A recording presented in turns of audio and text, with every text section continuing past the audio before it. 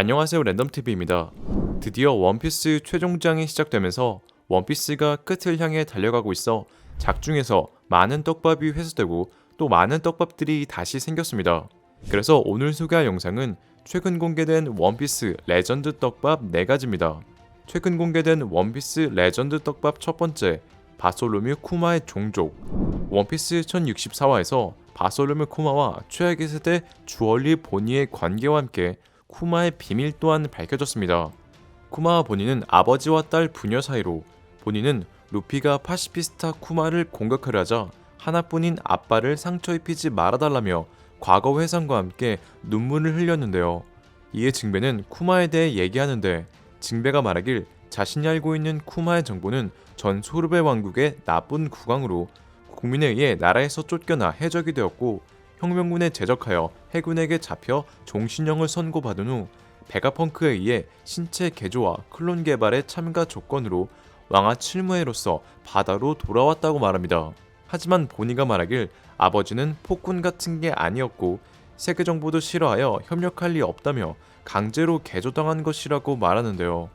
또한 보니는 자신의 아버지 쿠마가 특수한 종족이라는 사실을 밝히는데, 보니의 이러한 대사로 쿠마의 종족은 빅맘이 말한 자신의 나라에 없는 종족 중 역사 저편으로 사라진 종족이 아닐까 생각하며, 개인적으로 저는 바솔로뮤 쿠마 또한 루나리알 쪽과 같은 달에서 내려온 달의 일족이 아닌가 생각하고 있는데요. 제가 그렇게 추측하는 이유로는 바솔로뮤 쿠마의 이름 때문으로, 바솔로뮤 쿠마의 모티브는 실존했던 해적인 바솔로뮤 로버츠와 곰의 일본어인 쿠마를 합친 이름인데, 곰은 때때로 달과 우주의 이미지를 갖고 있다고 합니다. 그중 가장 큰 이유는 곰의 종류 중 아시아곰이라 불리는 반달 가슴곰 때문으로, 반달 가슴곰의 가슴엔 초승달 같은 무늬가 있어 일본어 또한 치키노와 쿠마로 치키, 달이 들어갑니다. 현재 루나리알 쪽의 루나리아 또한 달과 같은 이라는 뜻을 가지고 있기에 쿠마의 이름의 모티브가 반달 가슴곰이라면 쿠마도 루나리알 쪽과 비슷하게 달에서 지상으로 내려온 달의 일족 중 하나가 아닐까 생각합니다. 최근 공개된 원피스 레전드 떡밥 두 번째, 빅맘의 적단 샬롯 카타쿠리. 최근 원피스 표지현지에서는 홀케이크 아일랜드의 상황을 보여줬습니다.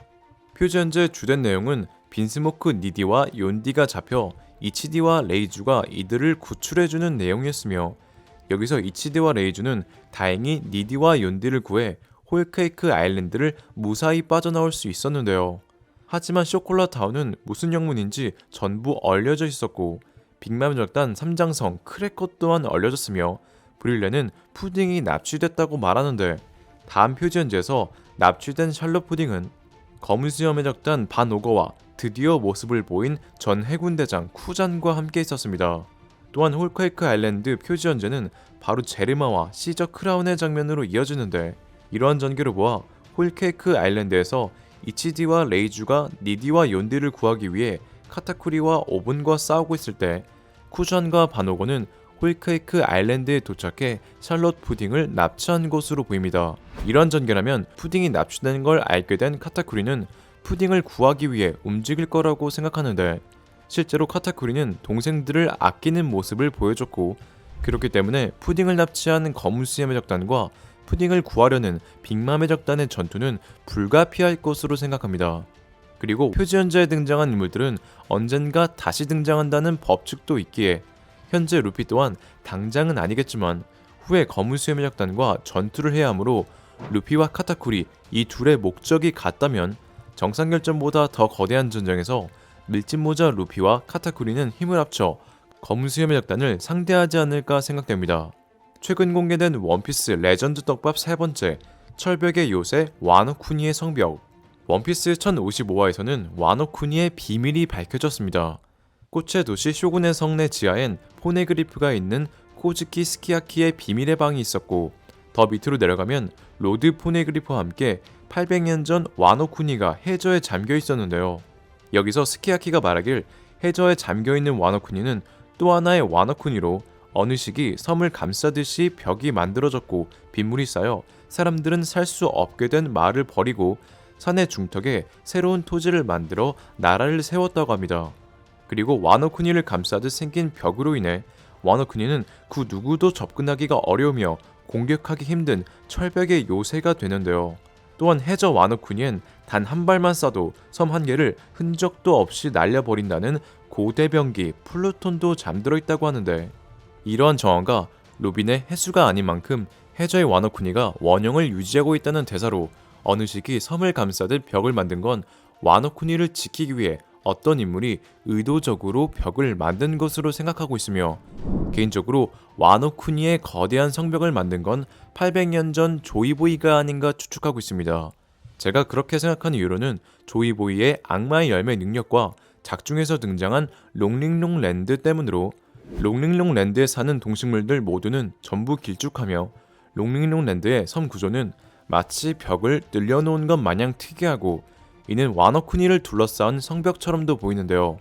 이러한 정황으로 롱링롱 랜드는 사카츠키와 쿠잔의 전투로 영향을 받은 펑크 해저드처럼 고무고무 열매 능력자의 영향을 받은 섬이 아닌가 생각합니다.